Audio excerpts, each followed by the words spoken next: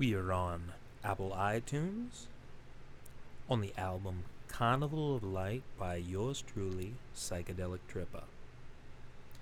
As you can see, my album has 18 songs. Let's get right to it. This is the first one. I recorded in 2008. It was November 2008. November 18th, I believe. Correct me if I'm wrong. So many other people believe they know more than me. But basically, it was in the morning. I was watching CNN, and there was some story about Paul McCartney has decided it's time to release Carnival of Light. I never heard of the song. And I've seen Beatle bootlegs over the years before all the anthologies came out. I remember the guy just died. His last name was Roy. I can't remember his first name. He basically was the engineer or something, or producer for our local, cable company. And in the original days, it was Continental Cablevision, if I remember right. And he would produce these videos. He would show you how to multi-track, which is weird, because if you're a kid or whatever, I mean, not a kid, but a teenager, and you've never been in a studio before, you're like, what is this? He's telling you how to hook up the effect sends and this and that. He's using an 8-track, reel to reel. I want to say it was a Tascam or a Tech or whatever. And one day, it was just in the middle of the afternoon, you're just bored as a teenager, and you flip through the channels back and forth between, whatever, MTV and whatever else. And he said, we're going to do something special today. We're gonna play some Beatle outtakes. These would be the tracks that didn't make it to the album. So for hours, he just played that. It was public broadcast or whatever, in the sense that it was the community access channel for the cable thing. It used to be, locally, you got to go down to the studio for free and produce some sort of a show or something. So I heard all Beatles stuff before. And so I looked for it. I looked for this Carnival of Light.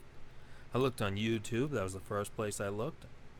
I found one person showing Carnival of Light, and they did a cover version in, I think, January of 2008. Can't remember the guy's name. I could point it out. You need to know. But he was he was the second person to do a cover version. Now, I found out the other person who did a cover version, I don't know if it was 2005. His name was Lord of Buffoonery, and he did some cover version. He put it on the file sharing sites. I don't go on these file sharing sites, so I had to go on these file sharing sites, and I looked for this Carnival of Light, and that's where I found the Lord of Buffoonery, I think. And there was nothing out there, and I found this puzzling, because usually everything's out there, and this Carnival of Light that's supposed to be so mysterious is not out there. So I figured, if it's not out there, if it doesn't exist, I might as well make it exist. So I put together this thing, and it's full of all sorts of weirdness. It's meant to sound sort of like a Beatles song, but not really. It's just all parts put together, not from Beatle albums. Just parts and weird sounds I had lying around, and where I made up just doing things wrong, just not knowing how to hook up things, just hooking up things wrong and making up weird sounds. And this is what I came up with. And many people have heard this a million times, and they hate it to guts, and it's meant to sound irritable, because that's what Carnival of Light is all about.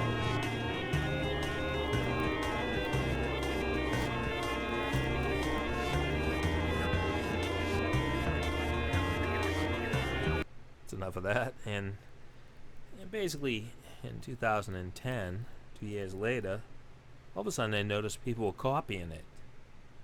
They took it and mixed it in with other things, released it on, the file sharing sites, and pretty soon I was having to fight for the rights for it. People actually selling it. They were releasing it, and I copyrighted it. And unbelievable. And it just opened up a whole storm, because basically people would argue with me. In the beginning, they argued, Hey, what are you trying to trick these people, telling them it's Carnival of Light? It's not the Beatles. That's how it started. And then they evolved into, Hey, you can't keep that all to yourself. Would you break into Abbey Road? It wasn't the same person doing that, but what I call the Beetle police, just these Beetle Beatles, they would come up to you and argue about it. They'd argue first it wasn't the Beatles, and then these others would come up to you and say it was the Beatles, and you stole it from Abbey Road. Yes, I left my white glove too. And people started making cover versions of my version. They were taking my version and mixing it. I said, hey, what you using my song, whatever. Go make your own. And that's what I would tell them. And you know what they did? They went and made their own. A bunch of people went and made their own. And, so one company called Nowhere Man Records, they took my version, other people's versions, and put them all on an album and released it on file sharing sites. And it was like they used templates for the album covers, and people with machinery to print out album covers printed them out and printed up CDs with their artwork, and they basically released my album. I found it on eBay one time. In fact, I just found my song again on eBay. People have been selling. Every time Paul McCartney opens his mouth about Carnival of Light, the Russians get going. They start bootlegging everything. And they were in England, the Nowhere Man Records. But the first person to bootleg Carnival of Light on an album that I noticed was some record company called Rascol Records in Scotland, which is kind of unusual. Some Scottish people naming their record company after some savage African tribe. I don't know about this world anymore. And they were working, I guess, with some vulgarian, and he was Bulgarian. He was a Bulgarian, all right. And basically, I started making fun of people who make cover versions of Carnival of Light, and I did that with the Carnival of Light story. I think we should go to Barcelona. No, I think we should go to California and hang around with Brian Wilson and get real depressed on the beach. In this song, I make fun of it. I'm going back and forth between two characters live to tape. I recorded the parts as if 4 people recorded, a single instrument.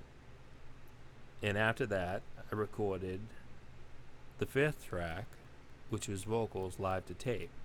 Now, the vocals were me making up a fake John voice. This sounds like nothing like him on purpose. Just voices I could come up with on top of my head. And a fake Paul voice, which just sounds like nothing like him. It's a parody. I'm making fun, and just whatever would come into my mind. Nothing was pre-rehearsed or anything. Whatever came into my mind, I just did. I kept the John character very simple. And basically at one point, the Paul character says, some people are going to want to hear this Carnival Light, but we're not going to let them. And someday they're going to make cover versions. They're going to make cover versions of Carnival of Light, and they never heard it. And it's true. I've made about 20 myself. And no one's allowed me to hear it, but I personally think that when Paul McCartney releases it, or he could release it tomorrow and no one would believe him. Carnival of Naked Chicks on Acid. This is another one I did. Oh, my dog got really upset about this one. This one is 13 minutes and 48 seconds long. And I recorded, I don't know how many tracks. There's like weird vocal tracks. There's, I was choking a seagull out track in a vocal chamber. And it took a while to do live. There was no takes, it just whatever I did. Just came up with a drum beat, put some effects on it, and just went with it.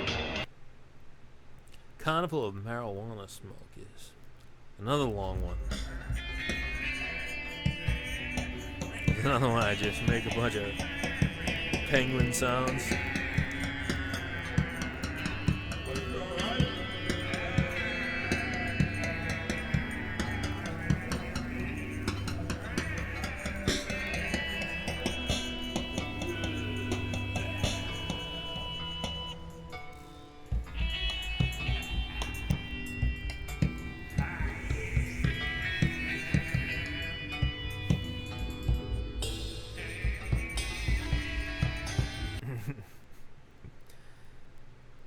Carnival of Voices in my head. I did get a weird, like, vocal sound out of this. It sounds like talking to a CD. I don't even know what I did. I don't even remember what it was. It happened to one of my blackouts. Carnival of Light Bear.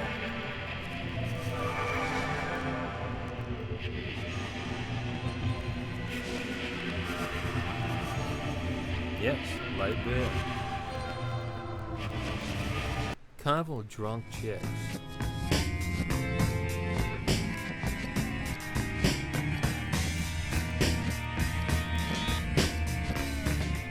Because now I think that my whole album here, which is very long, should be played at a light show, a live, those liquid light shows they did in the 60s. The whole album should be played at a rave.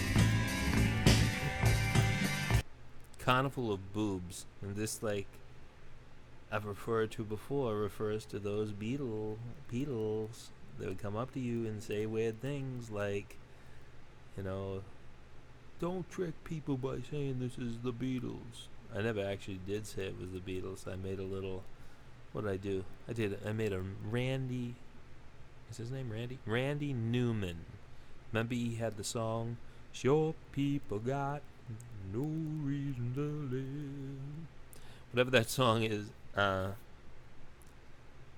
in the song he just keeps on saying short people, they got little cars that go beep beep beep and little feet and all.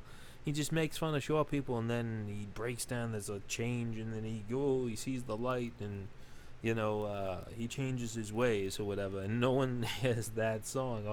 I remember when it came out, people who were short were pissed off. They never heard the thing, and no one got that. And then they turned around, like I said before, and they started accusing me of breaking into Abbey Road and stealing Carnival of Light. So more education is needed, and I think I'm going to have to run a radio show all the time.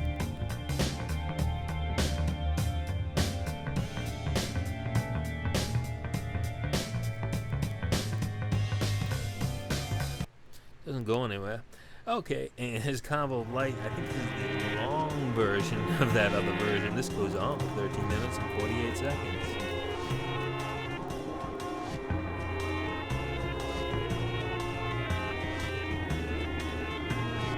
Many people liked it when I released it. They said they were tripping to it, doing all sorts of weird things.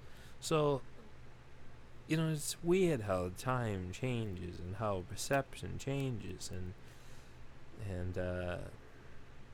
I should have released it immediately. Maybe I would be a millionaire now. Carnival of Chocolate-Covered Virgins. I might have called this one Carnival of Chocolate-Covered Versions, because I made so many versions.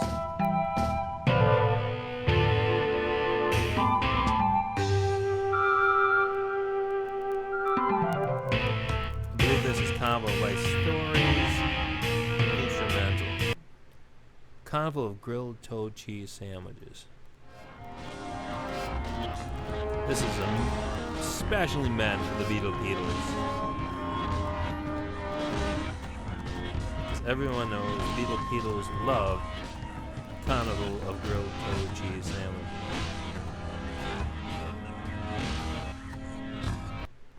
Carnival of Uninhibited Groupies. Too much Pamela DeBar, or Desbars as I call her. Yeah, she makes her way. Pamela Desbars makes her way into Carnival of Light's story.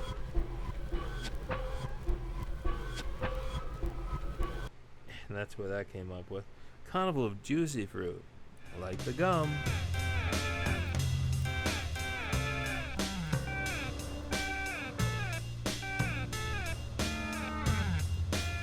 Haven't got a clue. Carnival of Shrooms. Carnival of Shrooms taking effect. Not much different. Carnival of Chaos.